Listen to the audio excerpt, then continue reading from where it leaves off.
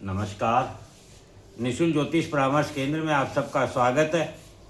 जैसे कि हम अप्रैल मई में लग्न अनुसार मिलने वाले प्रभाव को जानने समझने का प्रयत्न कर रहे हैं, इस संदर्भ में हमने अभी तक मेष लग्न से लेकर सिंह लग्न तक का प्रभाव जाना। आज हम कन्या लग्न का प्रभाव जानेंगे। कन्या लग्न को अप्रैल मई 2026 में कैसा प्रभाव मिलने जा रहा है, किस प्रकार से इसे सदुपयोगी बनाया जा सकता है और किस प्रकार से दुरुपयोग से बचा जा सकता है। जैसा कि 20 अप्रैल 2026 की शाम 3:40 पर परमात्मा का अंश आत्मा, जिसे हम सूर्य के नाम से जानते हैं, का मायावी संसार में इस जगत में प्रवेश होगा। अर्थात जो प्रसव पीड़ा थी वह समाप्त होगी और जो गर्भ में छिपा हुआ रहस्य था वह उजागर होगा। समस्त संसार के भेद खुलकर सामने आ जाएंगे। ईरान क्या सोच रहा है, अमेरिका इजराइल क्या सोच रहे हैं, अब तक जो बयानबाजी के द्वारा समस्त विश्व को भ्रम में डाल रखा था, सबकी हकीकत सामने आ जाएगी। इसका प्रभाव समस्त जनमानस पर पड़ेगा। सभी जनमानस को अपने जीवन की वास्तविक सच्चाई सामने आ जाएगी, क्योंकि हम सब भी अपने जीवन में बहुत से भ्रम पाले रखते हैं और सच्चाई को सामने नहीं आने देते हैं। अब इसका प्रभाव कब कैसे चलेगा, जो भी व्यक्ति आँख नाक कान गला खुला रखेगा तभी वह हकीकत देख पाएगा, सूंघ पाएगा, सुन पाएगा और महसूस कर पाएगा। मायावी संसार में आत्मा रूपी सूर्य का प्रकाश उजागर होने के समय काल सर्प दोष है। सिंह लग्न है जिसमें केतु स्थित है और लग्न स्वामी सूर्य मेष राशि 9वें भाव में अश्विनी नक्षत्र में है। सूर्य संसार को प्रकाश देता है, अर्थात राह दिखाता है। सूर्य ग्रहों में राजा है। संसार में प्रत्येक वह व्यक्ति जो राह दिखाता है, पालन करता है, वह सूर्य है। स्पष्ट है कि सूर्य जिम्मेदारी दायित्व है जिसे हम अधिकार और अहंकार मानते हैं। मायावी संसार में अधिकार जैसा कोई शब्द नहीं है, केवल मात्र दायित्व है। फिर वह चाहे त्रिदेव हो, देवता हो, नवग्रह हो या प्रकृति ही क्यों ना हो। काल सर्प दोष बंधन को बताता है, जिसमें सर्प रूपी राहु केतु के मध्य सभी ग्रह होते हैं। केतु मुक्ति है जो लग्न में है और राहु भविष्य है जो 7वें भाव में है। लग्न व्यक्तित्व को दिखाता है, अर्थात व्यक्तित्व अधिकार अहंकार स्वार्थ से मुक्ति चाहता है। 7वां भाव सांसारिक जीवन को दिखाता है, जिससे हम प्रभावित होते हैं और प्रभावित करते हैं। वहाँ राहु है जो भ्रम धोखा कल्पना है, अर्थात संसार वर्तमान समय में भ्रम धोखा है। इसलिए अपने आँख नाक कान खुले रखें। सूर्य 9वें भाव धर्म भाव में है, अर्थात धर्म भाव से जीवन के सभी भावों को प्रकाशित करेगा। किंतु भविष्य तो नवमांश बताता है कि धर्म गुरु सूर्य नारायण को भविष्य में कैसे हमें प्रयोग करना है। नवमांश में लग्न वृश्चिक राशि में शनि मंगल बुध है और 7वें भाव में वृष राशि में सूर्य है, अर्थात व्यक्तित्व में शनि मंगल का संघर्ष है और उस पर आत्मा सूर्य का प्रकाश है जो धर्म का प्रकाश दे रहा है। शनि कर्माधिकारी एवं मंगल शरीर है, अर्थात हमारे स्वयं में जो कर्म हैं, जो विचार हैं, जो व्यक्तित्व है, उसमें स्वयं से ही संघर्ष होगा।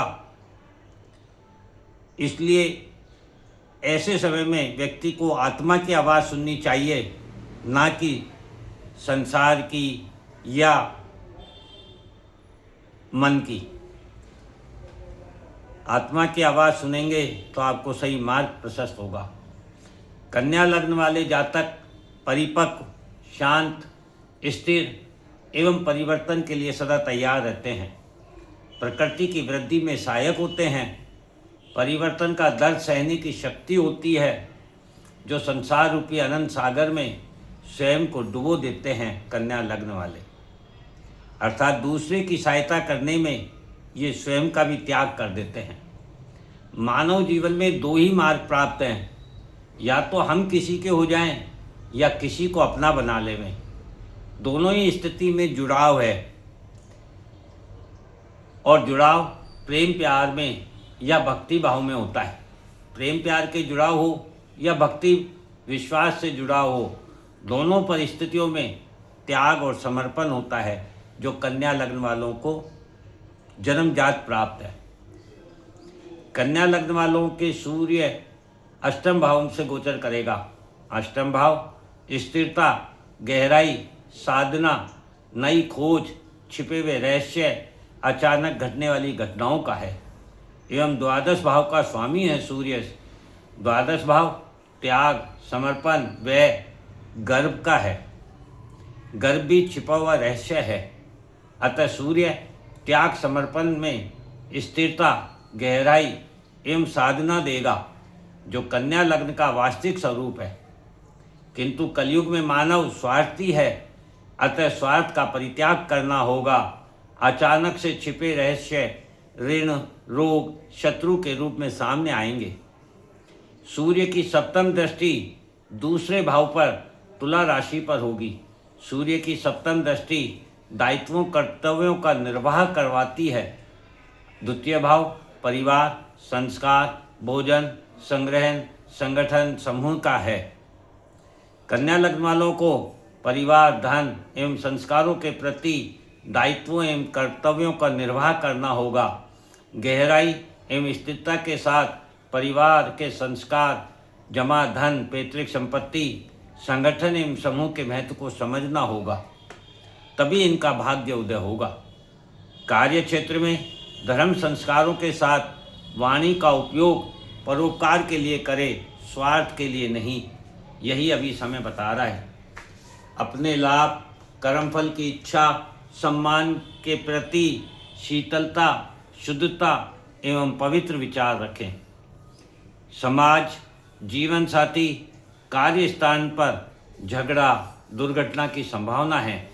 अतः इस कष्ट को सहने के लिए स्वयं को शांत एवं स्थिर रखें तथा उसके मूल कारण को गहराई से समझने का प्रयत्न करें।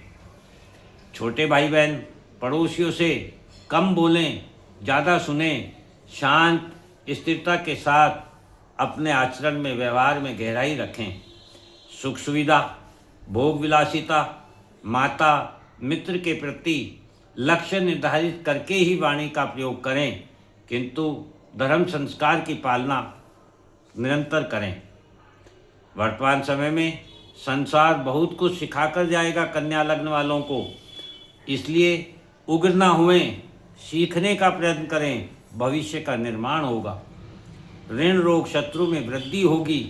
यदि गहराई, स्थिरता एवं शांति से कारण को जानेंगे कि कोई भी ऋण है या रोग है या शत्रु है, वह वृद्धि क्यों हो रही है, तो उसमें पर विजय प्राप्त भी होगी और साथ ही उनसे लाभ भी होगा।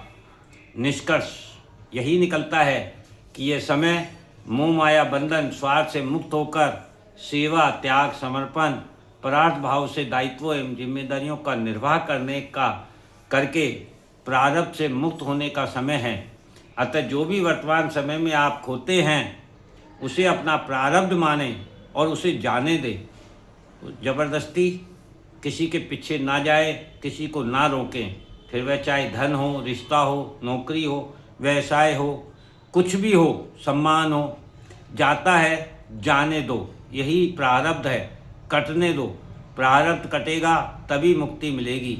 और सूर्य आत्मा है, आत्मा मुक्ति के लिए ही व्यक्ति इस धरा पर जन्म लेता है। इसलिए ये समय वैसे बहुत अच्छा है, लेकिन इसको अच्छा बनाना हमारा कर्म है। कर्म के द्वारा ही इसे अच्छा बनाया जा सकता है। जय हिंद, जय भारत।